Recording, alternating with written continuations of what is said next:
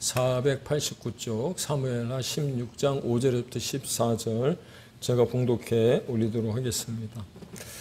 지난 몇 주 동안 역대상 본문을 통해서 우리가 다윗의 스토리를 계속해서 보았고요. 또 그 이야기를 통해서 다윗의 어떤 일대기를 또 살피기도 했습니다. 그리고 지난주 역대상 29장을 통해서 다윗이 죽었다는 기사를 보며 이제 다윗의 이야기는 모두 다 끝났는가 보다 이렇게 생각을 하셨을 수도 있으실지도 모르겠습니다. 저 또한 그렇게 마무리 지으려고 했는데 끝난 게 아니라고요. 하나님이 저한테 주시는 마음이 어떤 감동이 느낌이 있었습니다. 어떤 느낌이었느냐, 어떤 감동이었느냐. 다윗이 도대체 나하고 무슨 상관인데, 이 말씀이었어요. 이 느낌이었어요. 여러분들은 혹시 다윗의 이야기를 들으시면서 그런 생각은 들지 않으셨습니까? 도대체 다윗이 나와 무슨 상관이 있는 건데 라는 생각이. 그동안 많은 시간을 할애해서 다윗의 스토리를 들으셨는데 다윗의 이야기를 통해서 내 삶에 유익이 되셨을까요? 어떤 점이 신앙생활에 있어서 도움이 되셨을까요? 그런 면에서 지난주 들었던 설교를 여러분 다 기억하시지는 못하시겠지만 한 가지만 좀 기억해 보기를 원합니다. 그게 무엇이냐? 지난주 저는 여러분들을 향하여 이 시대의 리더다. 리더와 같은 존재라 그렇게 말씀을 드렸는데 기억하십니까? 기억나시나요? 네. 그렇습니다. 주님은 사도 바울을 통해서 우리에게 이렇게 말씀을 하셨지 않습니까? 베드로전서 2장 9절입니다. 너희는 택한 족속이요 왕같은 제사장이요 거룩한 나라요 그의 소유된 백성이니 이는 너희를 어두운 데서 불러내어 그의 기이한 빛에 들어가게 하신 이의 아름다운 덕을 선포하게 하려 하심이라. 선전하게 하려 하심이라 라고 말씀하시는 거예요. 이 어둡고 팍팍한 시대에 하나님이 우리를 불러내셔서 기이한 빛에 들어가게 하셨는데, 아니 그렇게 들어가게 하시며 우리를 리더로, 이 땅의 리더로 세우시고 삼아주셨는데 우리에게 뭐라고 말씀하셨느냐면 택한 족속이라는 거예요. 특별한 족속이라는 거죠. 뿐만 아니라 왕같은 제사장이고 거룩한 나라이며 그의 소유된 백성이라고 그렇게 인쳐주신 줄로 여러분 믿으시기를 바랍니다. 물론 우리의 모습을 보면 그럴 자격이 하나도 없어 보여요. 지난주 3일밤 예배 때 보았던 것처럼 기드온처럼 의심 많고 소심한 사람처럼 보여지기 때문에 과연 하나님이 나를 이 땅 위에 리더로 세우셨을까라는 생각이 들 수도 있고요. 리더로 세우셨다면 나는 도대체 어떤 삶을 살아야 하나님의 마음에 합한 다윗처럼 살아갈 수 있을까라는 생각을 가질 수밖에 없다는 겁니다. 그렇다면 하나님이 그리 말씀해 주시고 세상 만방에 우리가 이 땅 위에 리더임을 선포해 주셨는데 우리는 그럼 리더의 자격을 갖추어야 되지 않을까요?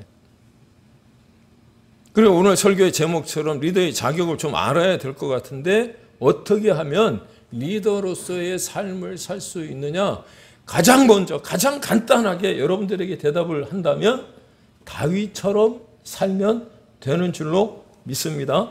그런데 생각해 보니까 그게 결코 쉽지 않더라는 거예요. 그래서 결코 쉬운 일이 아니기 때문에 세상이 말하는 리더의 조건에 대해서 우리가 좀 알아봤으면 좋겠는데 제 서재라고 할 것도 없고요. 그냥 책꽂이에 꽂혀 있는 리더에 대한 어떤 이야기들을 이렇게 많이 이렇게 참조를 하다 보니까 오늘 설교와 딱 맞는 어떤 내용이 있기에 여러분들에게 소개를 합니다. 세상이 말하는 리더의 자격이요 조건입니다. 첫 번째, 상황 판단의 능력이 있어야 한다는 겁니다. 무슨 뜻이냐면 주변에서 일어나는 문제의 핵심이 무엇인지를 알고 우왕좌왕하지 말아야 된다는 겁니다. 아까도 이상하게 우리 차량 운행할 때 제가 참 그 은혜를 많이 받는 것 같아요. 아니 도대체 오늘 설교의 내용 가운데 이런 게 있는 줄 알고 어떻게 이렇게 우리 성도님들이 그런 이야기를 할까. 예. 어떤 문제가 발생이 되면 다급해지면 몸이 바빠지면 아무 생각이 없어서 주변에 일어나는 문제의 핵심이 무엇인지도 모른 채. 그래서 아까도 집에 불이 났는데 아이를 안고 나온다는 게 갑자기 아이가 아니고 베개를 들고 나오는 경우들도 생기잖아요.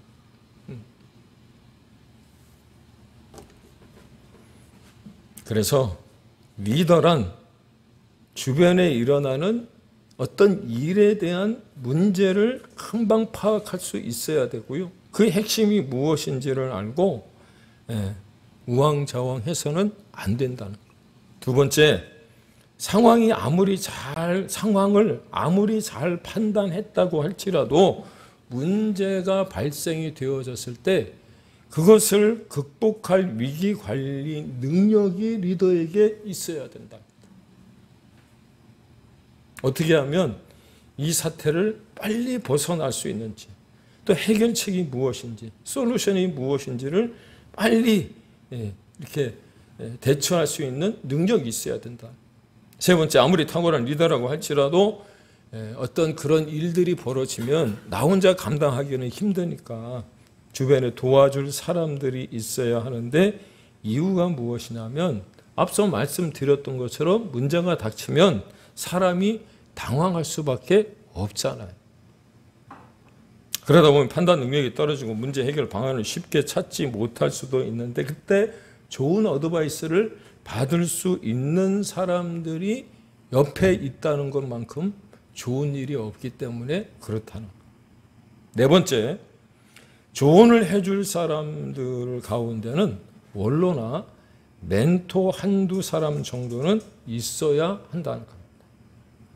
요즘도 그렇지 않습니까? 우리가 겪었던 대선을 치르는데 대선을 앞두고 그 정치인들이 무엇인가 큰 일을 하기 위해서 찾는 사람들이 누구였냐면 원로들이잖아요. 원로들을 찾아서 내가 어떻게 이 대선을 치러야 될지, 또 정치를 어떻게 해야 되는지 조언을 묻지 않습니까? 그래서 특별히 우리 젊은이들에게 좀 부탁을 드렸으면 좋겠는데, 저처럼 나이 든 사람들은 요즘 젊은이들은 라떼라든지 꼰대라든지라고 이렇게 지칭을 하면서 가까이 하려고 하지 않잖아요. 그런데 그러지 않았으면 좋겠다는 생각이 듭니다. 열왕기상 12장에 보면 이스라엘의 4대 왕이고요. 남과 북으로 나뉘어진 이스라엘 남유다의 초대 왕으로 등극한 르호보암이라는 사람이 있어요. 이 르호보암은 솔로몬의 아들이기 때문에 솔로몬이 이루어 놓은 업적이 정말 대단함으로 말미암아 그 뒤를 이어서 이스라엘을 더 큰 어떤 강대국으로 부강한 나라로 만들 수 있었음에도 불구하고, 제가 생각하기에 그의 가장 큰 실수가 뭐였느냐? 나이가 든 원로들의 조언을 무시했다는 거예요. 그래서 열왕기상 12장 8절에 보시면 왕이 누가요? 르호보암이 노인들의 자문하는 것을 버리고 자기 앞에 모셔 있는 자기와 함께 자라난 어린 사람들과 의논했다라고 기록하더라.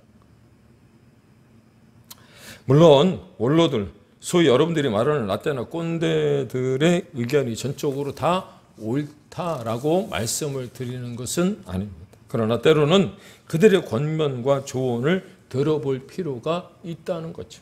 왜냐?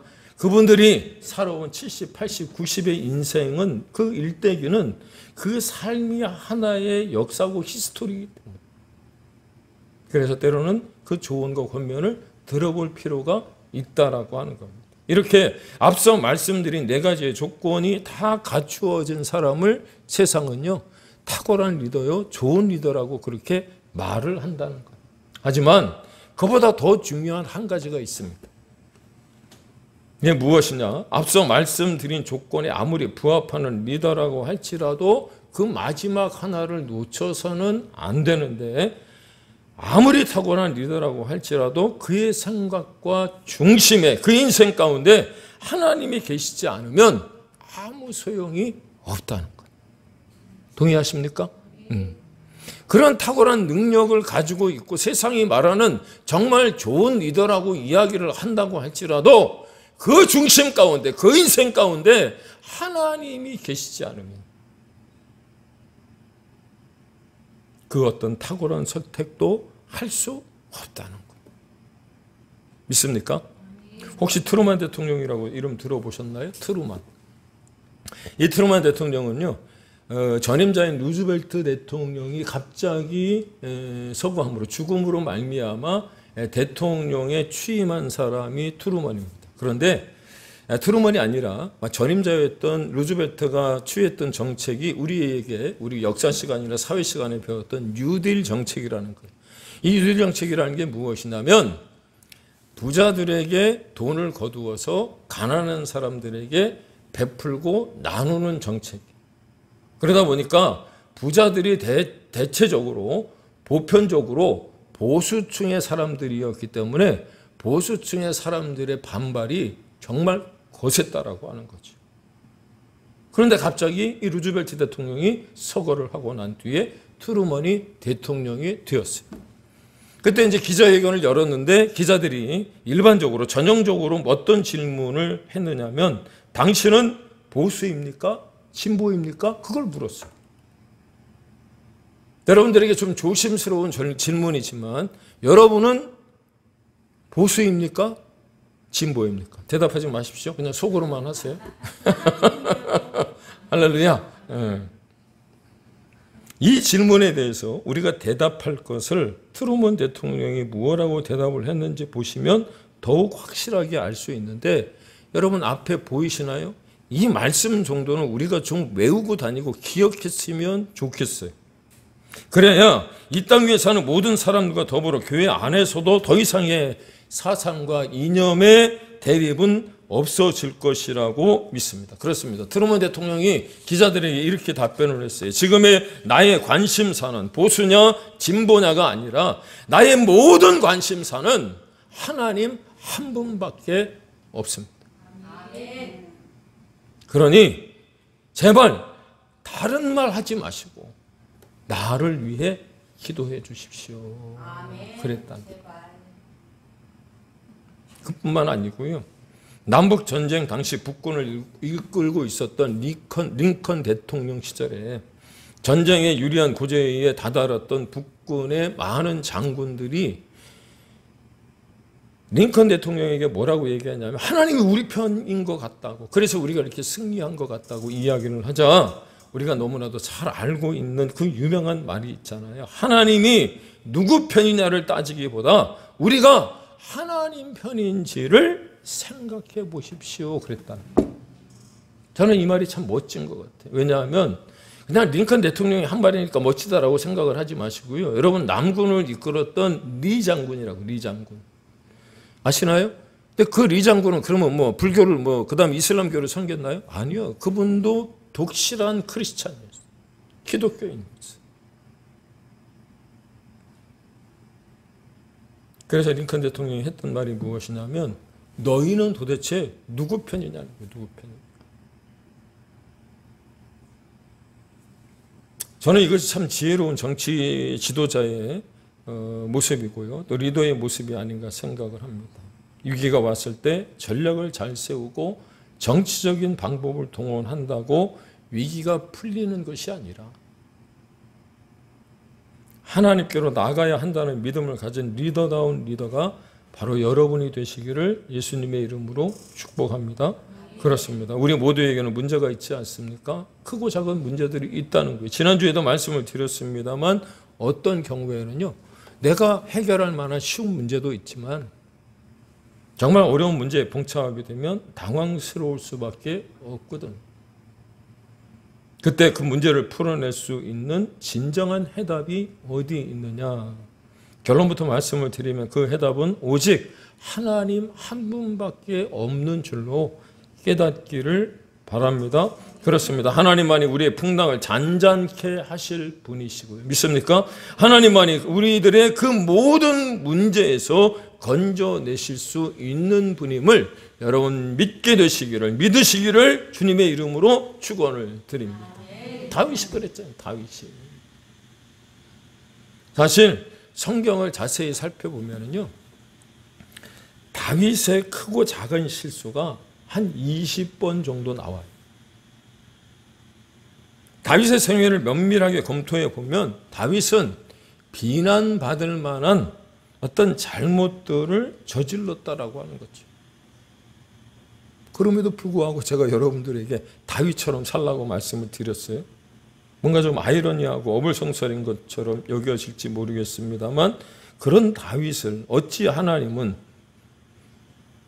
높이시고 복을 허락하셨을까? 그렇게 실수도 많고 허물도 많았던 다윗임에도 불구하고 하나님은 그를 향하여 내 마음에 합한 자라고 어찌 그렇게 말씀하셨을까?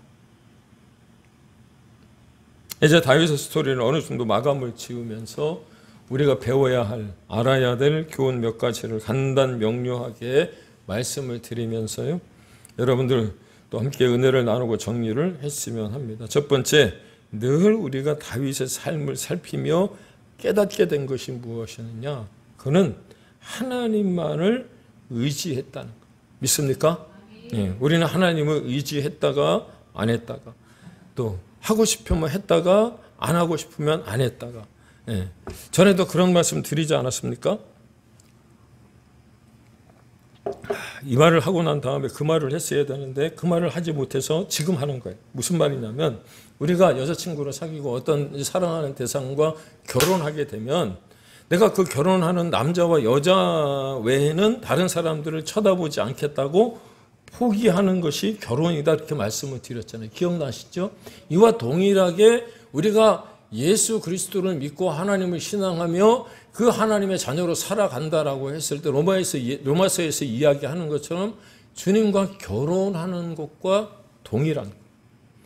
하나님을 내가 그 나의 왕, 나의 구주로 그렇게 섬기겠노라고 고백하고 나면 다른 그 어떤 것들에게는 눈을 돌려서는 안 된다는 거예요. 포기해야 된다는 거예요. 이해가 되시나요? 제가 그때 이 말을 놓친 것 같아요. 그렇게 예수님을 믿기로 하셨다면 다른 것에는 눈을 돌려서는 안 됨에도 불구하고. 그런데 다윗은 오직 여호와 하나님만을 의지했다는 거예요. 우리도 알지 않습니까? 다윗의 인생 여정이 지금 그야말로 파란만장했어요.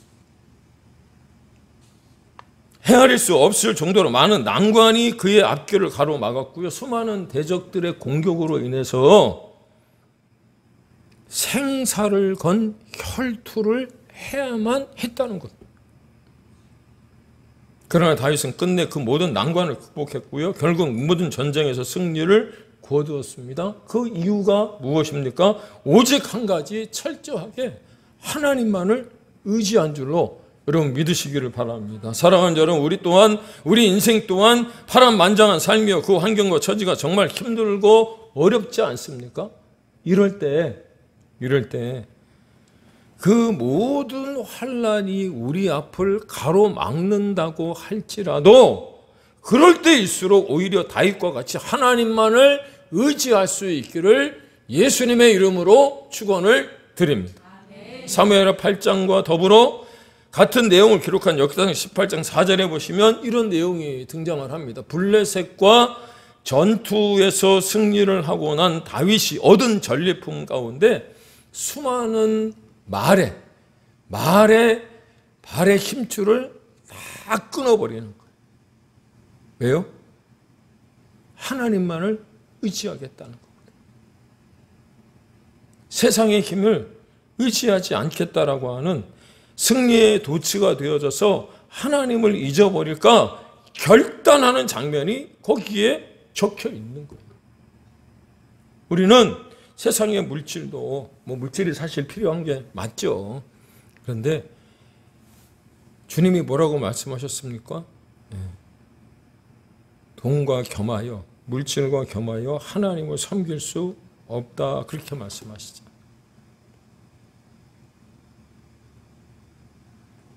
그러니 하나님이 다윗을 얼마나 사랑하셨을까요?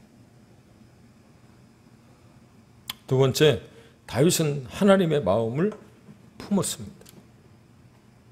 다시금 반복합니다. 다윗은 늘 하나님의 마음을 생각하며 살았다는 거죠. 그리고 그것을 알게 하는 많은 부분들이 성경에 나와 있고요. 우리가 그동안 역대상 본문을 통해서 그것을 살폈습니다. 그런데 저는 오늘 본문에서 다윗이 정말 예수님의 마음을 지니고 살았다는 것을 알 수 있었어요.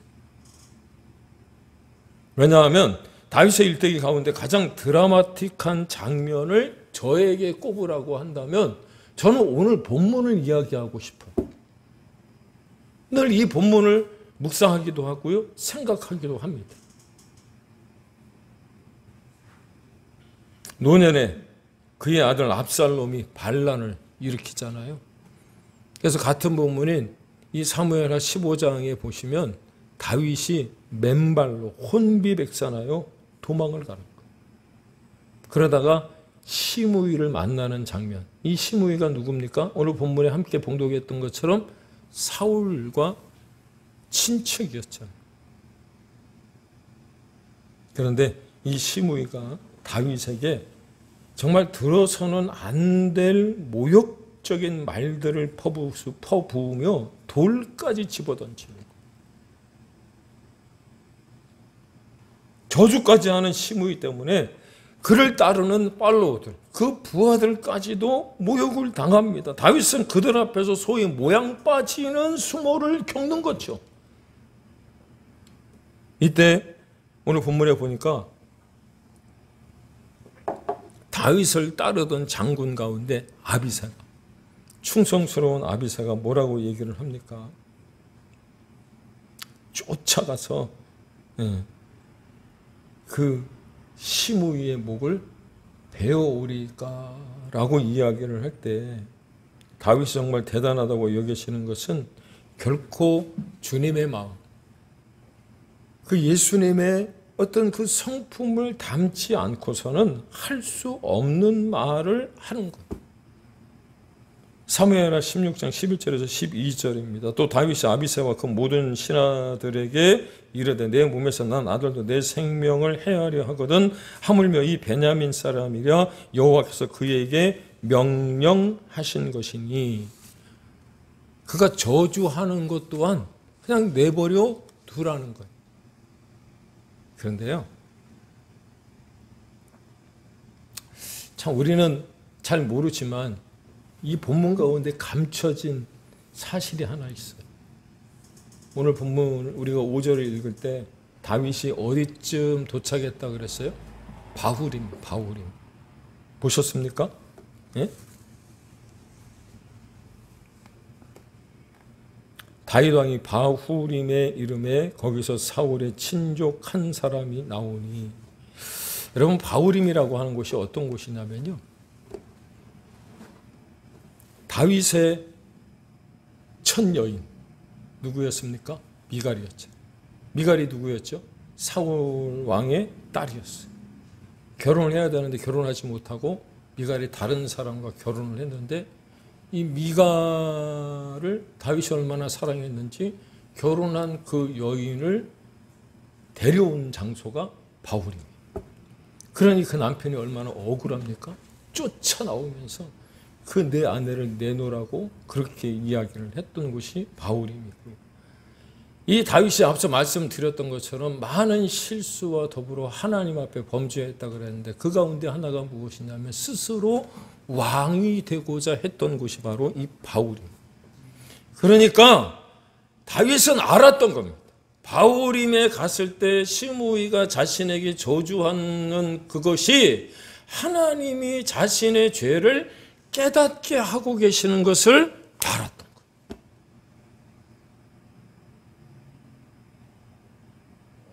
그래서 하나님께 그것 또한 맡겨버리는 겁니다. 왜? 그걸 깨닫고 나니까 여호와께서 나의 원통함을 감찰하시니 오늘 그 저주 때문에 여호와께서 선으로 내게 갚아 주시리라. 믿습니까? 시므이의 목을 아비새가 베고자 했지만 다윗은 그렇게 하지 않도록 했다는 겁니다. 여러분, 살다 보면 나를 모든 사람들이 칭찬해주고 칭송하고 존경하고 높여주는 사람들이 그 모든 사람들이 되면 좋겠지만 때로는 저에게 비난하거나 또 원통한 부분들이 있거나 또 용서하지 못하는 부분들이 있어서 지금도 뒤에서 욕을 하고 있는 사람들이 있을지도 모르겠어요. 그러나 그런 사람들 또한, 그런 어떤 순간들 또한 하나님께 맡길 수 있는 사람이 여러분 예수님의 마음을 품은 리더의 자격이 있는 것은 아닐까요? 그래서 잠언서 16장 32절에 이렇게 말합니다. 노하기를 더디하는 자는 용사보다 낫고 자기의 마음을 다스리는 자는 성을 빼앗는 자보다 낫다. 그렇습니다. 하나님의 마음을 알고 예수님의 마음을 품은 진정한 리더의 모습이 바로 다윗에게서 보여지고 있는 것처럼 여러분 우리에게도 그 마음이 있기를, 그런 자격과 조건이 갖추어질 수 있기를 주님의 이름으로 축복합니다. 우리가 그동안 역대상 중요한 부분들을 묵상해 오면서 다윗을 많이 오랫동안 생각을 해왔는데 그런데 시간 순서상 지나친 본문이 있습니다. 이것 또한 묵상을 하며 여러분과 함께 설교로 말씀 가운데 은혜를 나눌까 하다 지나쳐버린 본문인데요. 역대상 17장 17절과 18절입니다. 이렇게 되어 있습니다. 여호와 하나님여 나를 존귀한 자들 같이 여기셨나이다. 주께서 주의 종에게 베푸신 영예에 대하여 이 다윗이 주께 무슨 말을 하고리까? 여러분 보신 적 있으십니까? 이 말의 뜻이, 의미가 무엇이냐면 이런 거예요. 자신이 받은 하나님의 사랑을 생각해 보니까 말로 형용할 수 없더라는 거예요. 금요일 날 아침에 제가 이제 새벽교회 갔다가 이제 와서 7시에 지동시장으로 머리를 깎으러 갔더니 한 8시쯤 됐더라고요. 근데 사람이 얼마나 많은지 그 시간에도 한 대여섯 분이 계시는 거예요. 비가 오는데도 13,000원 주고 이제 머리 깎고 염색까지 다 했어요. 이제 염색을 하고 이렇게 기다리고 있는데 인간극장 맞나요? 아침에 이렇게 하는 게 인간극장인가 하는데 거기에 농부와 모델이 나와요. 농부와 모델. 근데 농부는 누구냐면 신학대학교에서 신학을 가르치던 교수님인데 나이가 73세고요. 그 다음에 아내 되시는 분은 60세. 59세로 돼 있더라고요. 근데 모델이에요. 한 6년 전부터 뭐 시니어 모델을 한다는데 참 얼굴도 이쁘고 또 머리 스타일도 약간 좀 희끗희끗하니 참 뭐라 그럴까요? 봐도 나이가 들었는데 참 아름답다라는 생각이 들었습니다. 근데 이분이 그 방송을 하면서 뭐라고 얘기를 하느냐면 3년 전에 교통사고와 유방암과 뇌경색이 찾아와서 자기는 죽는 줄 알았다. 그런데 그분이 하시는 말씀이 그렇게 얘기를 해요. 그전에는 아침에 눈을 뜨는 것이 별것 아니라고 생각을 했대. 당연하다고 느껴졌대. 근데 요즘은 아침마다 눈을 뜰 때 감사하다는 생각이 든다.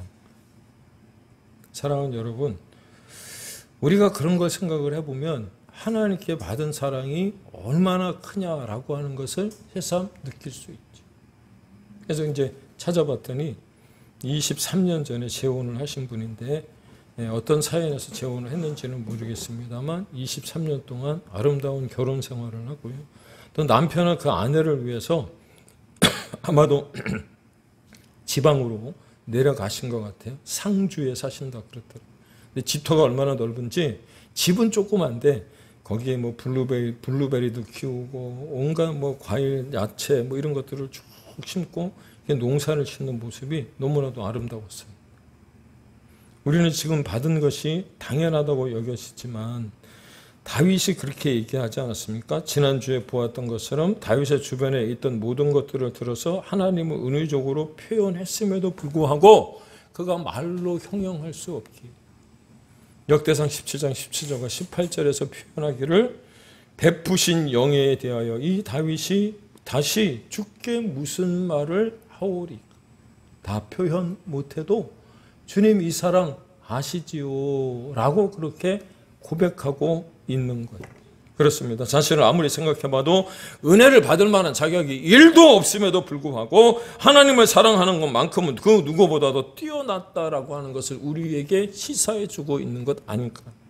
그러므로 우리에게 이 다윗의 마음이 있기를 주의 이름으로 축복합니다. 결론적으로 다윗이 어떻게 하나님의 사랑과 은혜와 복을 받으며 리더다운 리더가 될 수 있었느냐. 그것은요, 그의 마음 가운데 늘 하나님의 마음, 하나님을 의지하는 마음, 예수님의 마음이 있었기에 자신의 소원이 아닌 하나님의 소원을 이루고자 했다는 것을 여러분 기억할 수 있기를 축복합니다. 뿐만 아니라 다윗이 어떻게 하나님께 인정을 받을 수 있었느냐? 하나님의 사랑의 크기가 얼만큼인지, 하나님의 사랑이 얼마나 큰지를 알았기 때문에 나의 뜻이 아니라 하나님의 뜻이 자기를 통하여 이루어지기를 기도했던 사람. 사랑하는 여러분, 우리는 기도할 때 하나님의 뜻을 구하기보다는 혹시 나의 생각과 나의 방법을 이미 다 정해놓고 그저 하나님이 눈 감아 주심을 요구하고 있지는 않을까요? 아니요. 다윗은 그렇게 하지 않았다는.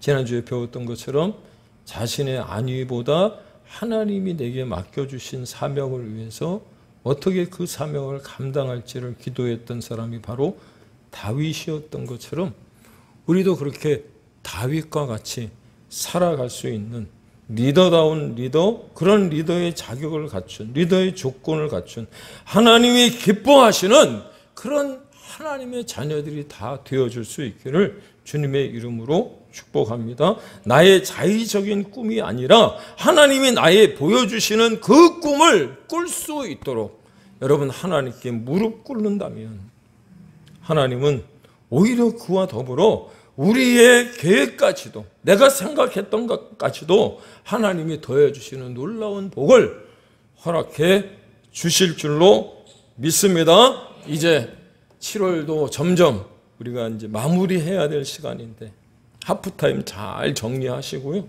한 걸음 더 나아가 우리의 삶이 하나님이 부어주시는 것들로 가득 참으로 말미암아서 하반기를 걷는 우리의 그 발걸음들이 정말 주님의 영광을 드러내고 또 더 나은 미래를 계획하고 꿈꿀 때마다 하나님이 응답해 주시는 우리 모두가 다 되시길 예수님의 이름으로 축원을 드립니다.